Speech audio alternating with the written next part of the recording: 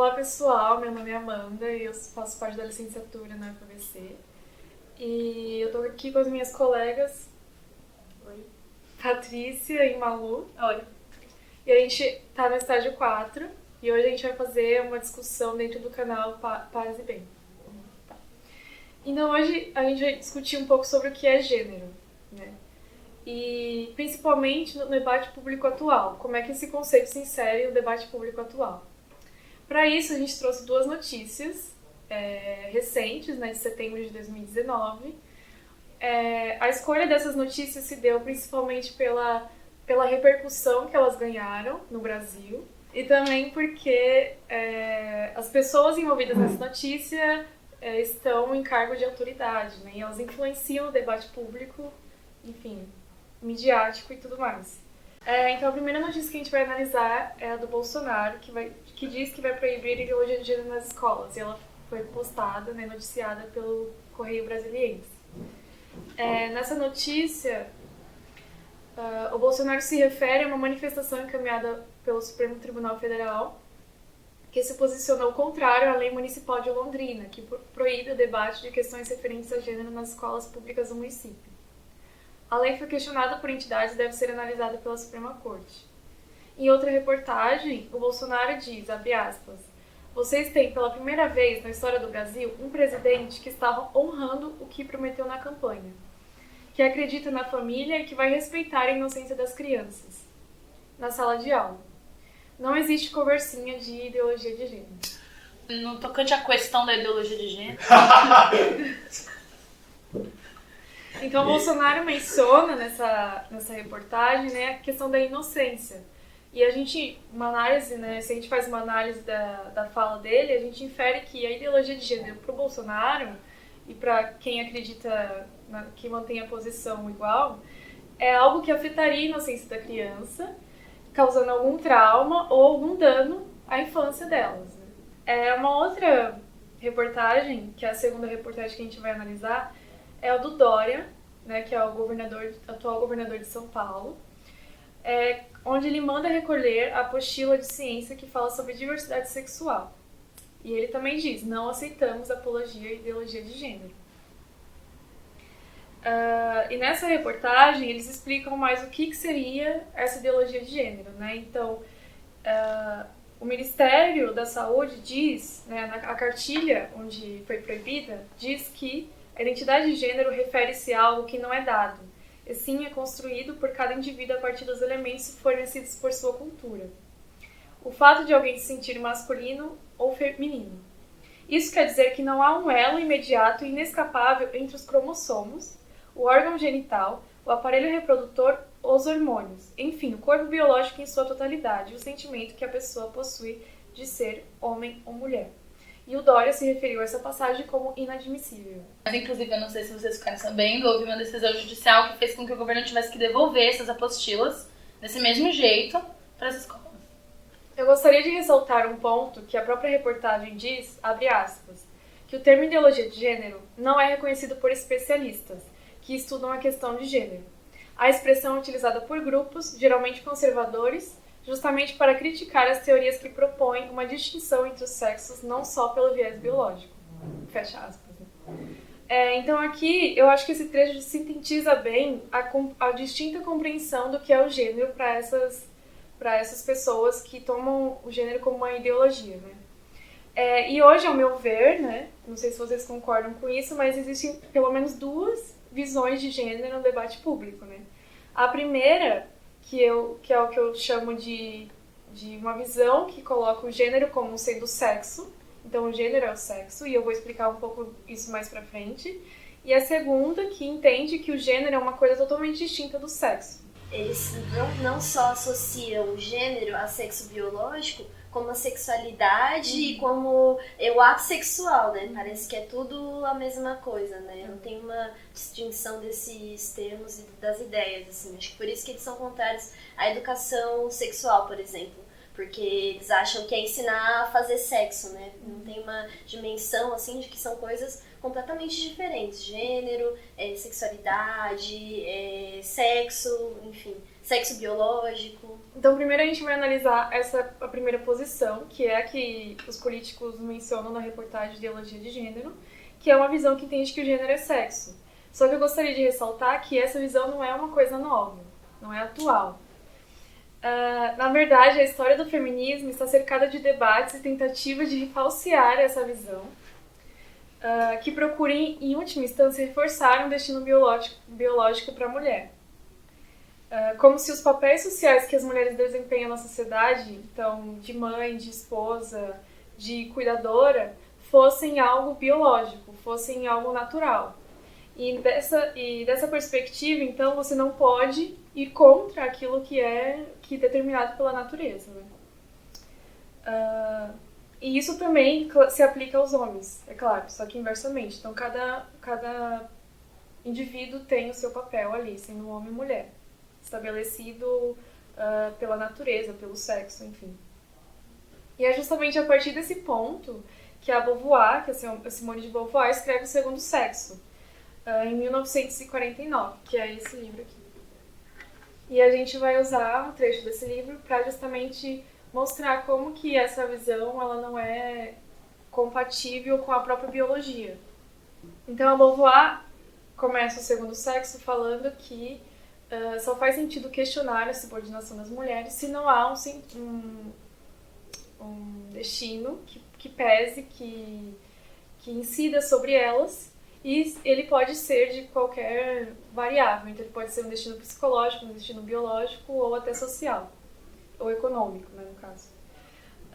E é por isso que ela começa da biologia. Uma das justificativas que davam para as mulheres continuarem nos lugares que lhes eram atribuídas, como a casa, a cozinha, o espaço privado, é justamente que aquele era o papel delas biológico, era o destino delas como mães, como cuidadoras, como esposas e tudo mais. Então, segundo a Beauvoir, né, do ponto de vista da espécie, machos e fêmeas se diferenciam em vista da reprodução, ainda que essa separação se dê de maneira contingente. Então, ela é uma separação que não tem uma causa, é aleatório. Porém, em alguns casos, essa separação foi acrescida de uma distinção do papel que cada sexo cumpre realizar. E aí você tem interpretações, por exemplo, como a do Aristóteles, quando ele diz que o feto é produzido pelo encontro do esperma com o menstruo, cabendo à mulher fornecer a matéria passiva, enquanto o homem dá a força, movimento e finalmente a vida. E a Simone de Beauvoir vai criticar essa visão justamente porque, mesmo depois da descoberta do óvulo, essa visão continuou sendo influente. E quando se descobriu o óvulo, se percebe que o óvulo ele é ativo. Ele não é um organismo, né, que fica inócuo ali no processo de reprodução. Então, ainda que haja diferenças entre o espermatozoide e o óvulo, para Beauvoir é impossível assinalar alguma relação de superioridade entre eles no processo de reprodução. Dessa maneira, as tentativas de explicar o comportamento de homens e mulheres utilizando a reprodução sexual se mostram falhas e insuficientes. A conclusão da Simone de Beauvoir é que não dá para apreender das gonádias e dos gametas uma descrição precisa do que é ser fêmea, e menos ainda o comportamento geral das fêmeas da espécie humana, que somos nós. Então, assim, a própria biologia refuta essa noção de que a mulher tem um destino biológico como uma fêmea da espécie humana, porque não existe na biologia, na própria forma como o óvulo, o espermatozoide, o macho e fêmea se originam, uma superioridade nos papéis. E aí, seguindo essa análise, a Simone de Beauvoir ela vai apresentar, então, uma outra possibilidade, né? Que são as características fisiológicas da mulher. Então, muitas pessoas também justificavam, naquela época, né, a inferioridade da mulher pelo fato dela ter menos músculo, né, dela ser mais frágil e esse tipo de coisa, né. E, de fato, a Beauvoir ela concorda que as características fisiológicas da mulher elas são inferiores no sentido de força, no sentido de capacidade respiratória. Só que para a autora, esses fatos não têm um sentido por si mesmo, porque eles não podem justificar ou explicar a sujeição da mulher em relação ao homem. Então, eles não explicam a origem dessa sujeição. E, sobretudo, porque em determinadas sociedades, o papel que a força física vai desempenhar é totalmente diferente de outras sociedades. Então, em determinados lugares, isso não tem tanto valor. E aí é o que ela diz, né? Que nos lugares onde a força muscular não traz nenhuma vantagem, a excursão perde o seu sentido. E isso tudo faz com que a Beauvoir conclua que a situação das mulheres ela não é uma condição biológica, nem tampouco uma condição que foi determinada socialmente, de forma que seja irreversível uma mudança, mas que é uma situação. Porque em sociedades onde as mulheres têm um outro papel, elas têm um papel mais assim, expressivo, por exemplo, na economia, no trabalho. Tem vários exemplos na antropologia e a teoria feminista traz esses exemplos, né, da antropologia, de sociedades matriarcais e tudo mais. Portanto, a biologia parte da situação da mulher, mas não determina um destino imutável para ela. Em outras palavras, não basta para definir uma hierarquia dos sexos e nem explicar a condição subordinada da mulher.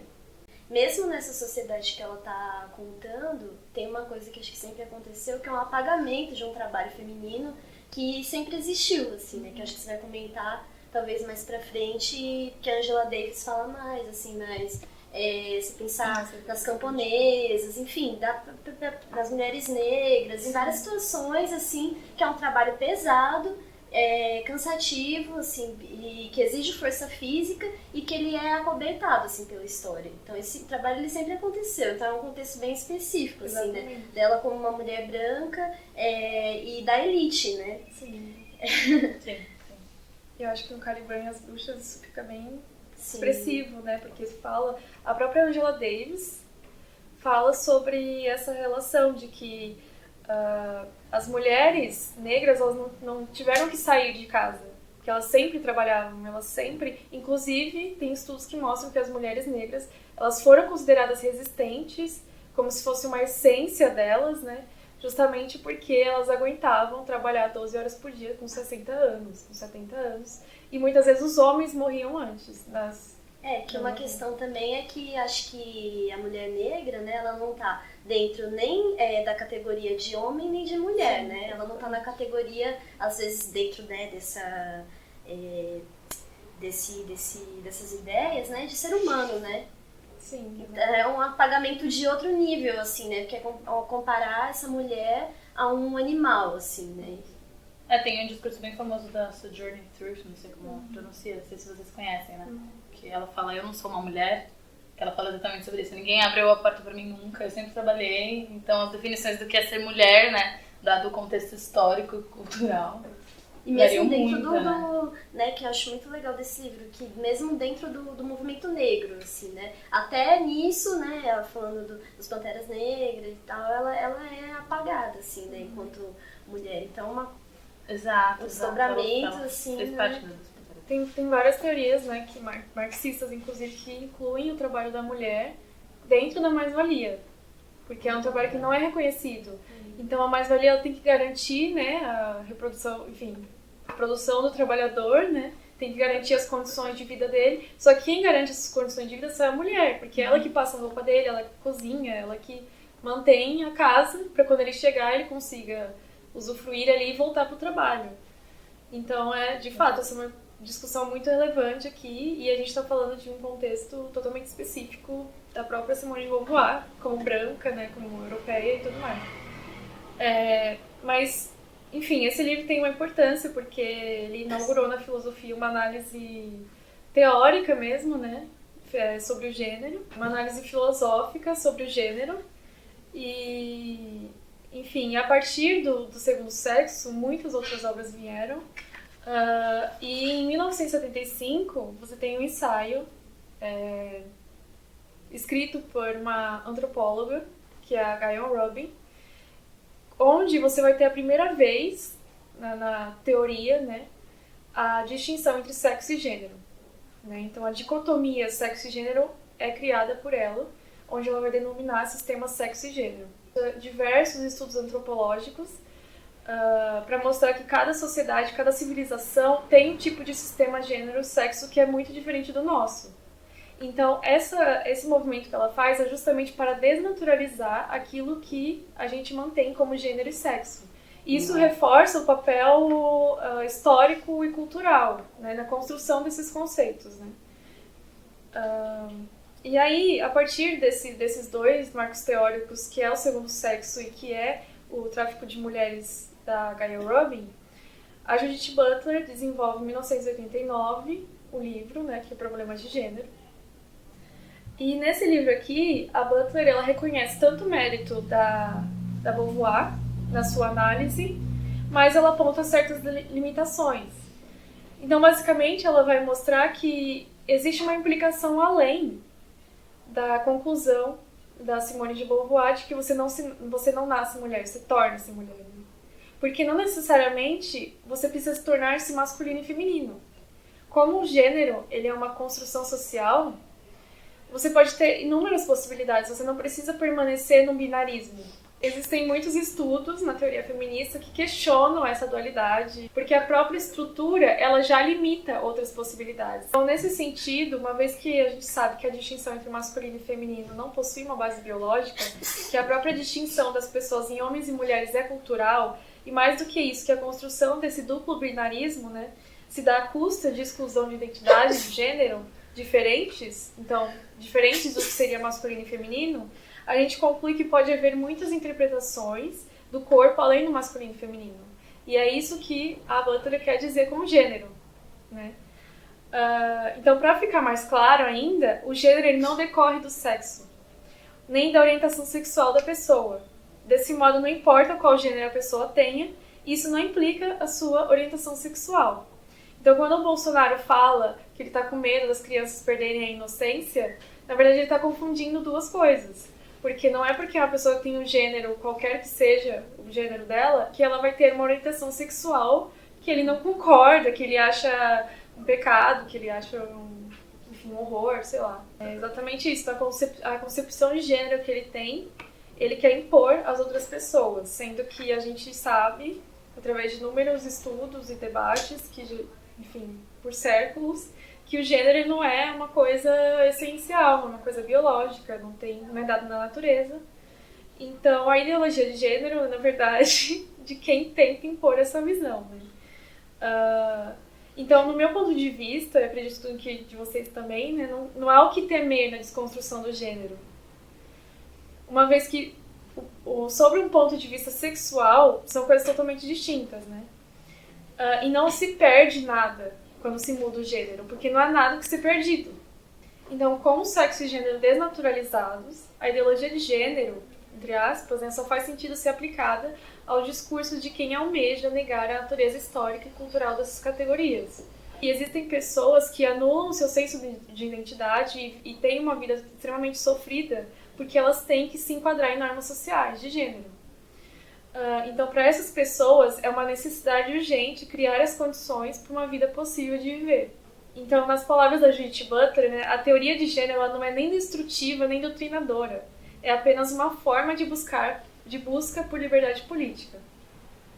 Então, ela diz, por fim, a luta pela igualdade de gênero e pela liberdade sexual busca aliviar o sofrimento e reconhecer os diversos modos culturais e corporais nos quais vivemos.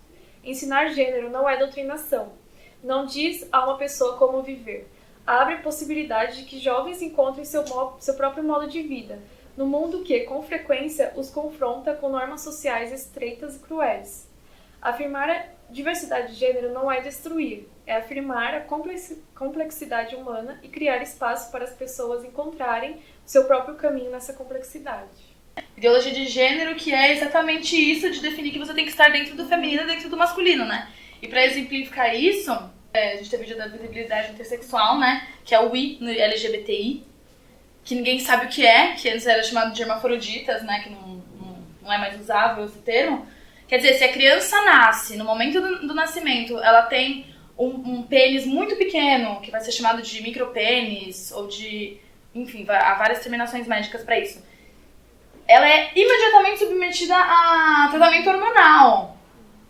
Se aquele tratamento hormonal não funciona e aquele pênis não desenvolve, não fica o tamanho de um pênis comum para uma criança daquela idade, aí ela é considerada menina e passa por diversas cirurgias com dias de vida e passa a ser considerada menina. Então quer dizer, as pessoas que defendem um argumento biológico de XY e XX, isso cai por terra. Então é isso que é a ideologia de gênero, né? Você tem que entrar em um e outro, ainda que o seu corpo diga totalmente o contrário. O seu corpo não encaixa em nada daquilo. Parece que ninguém consegue alcançar no fim, né, essa ideia que a gente tem de masculino e feminino. Exato. Porque nós somos muito plurais, né? Você não consegue fazer o registro sem dizer se é feminino ou masculino. Então ainda que o pai queira, né, manter a criança daquela maneira pra, sei lá, talvez a criança crescer e definir, não pode, porque precisa estar definido entre masculino e feminino. Bom, então analisando o real significado do gênero, que é baseado em estudos, né, e não essa concepção que confunde sexo e gênero e orientação sexual do Bolsonaro, a gente vê que não existe ideologia de gênero. O que existe são estudos sobre o gênero, feitos por vários estudiosos, que chegam na conclusão de que o gênero é uma construção.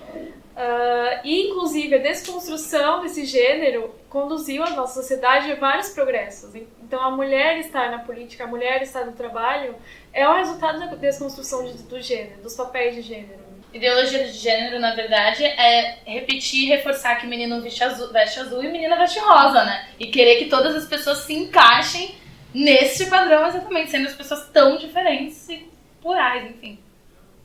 E acho que também não dá pra ignorar, né, como vocês falaram, toda uma história, assim, várias mulheres estudando isso, né, se dedicando a entender gênero, sexualidade, enfim, e aí a gente vai e resume tudo a uma coisa só, né, e ignora todo um trabalho que já foi feito, né, inclusive vou indicar uma leitura pra vocês, como lição de casa, o Caliban e a Bruxa, e aí, enfim, que fala também desse espantalho que se criou sobre a bruxa, sobre a mulher, que é o que fizeram um pouco a Butler também, quando ela veio no Brasil, né? Lá no Sesc Pompeia, que acho que tem tudo a ver com o que você está dizendo, que inclusive queimaram um boneco com...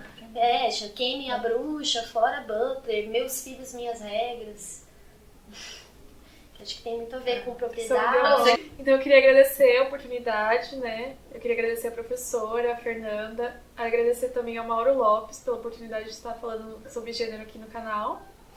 E agradecer também minhas colegas por estar compartilhando essa mesa comigo. Obrigada. Muito obrigada pela oportunidade.